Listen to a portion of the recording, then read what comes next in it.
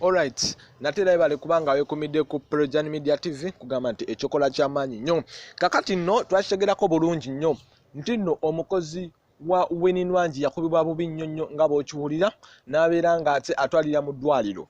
Kati nno amawulire agabadde emabegako awo gabadde gategeeza nti abasawo babadde baganye okumujjanjaba lwa nsonga babadde baagala asasule bbiiru z'omu ddwaliro ng'ate Winnie Nwangi yalemye okuba nga asasula bbiiru ezo.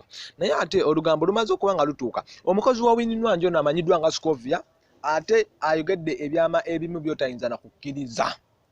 Kimaze okuba nga kitegeerekekwa nti nno mbu Winnie Nwangi abadde mu kukozesa enjaga abadde kabaka nnyo, bw'abadde akuba buli kiramu, bw'abadde akomawo ewaka abadde atandikira ku asikaali okkuba.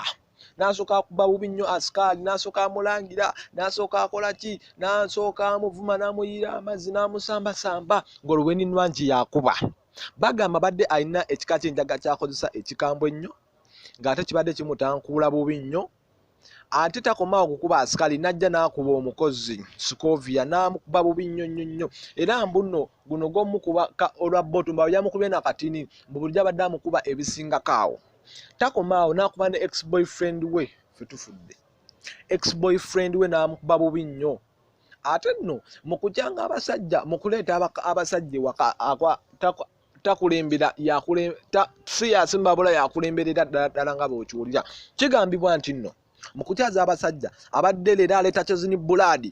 Chosen Blood kiba kitegeeza naye yagiramuuko ku mbeera ya Winnie Nwangi, yali amuko ku bisoobooza bya Winnie Nwangi. Ndowooza olugambo olulya ngeri gye tandika otambulamu.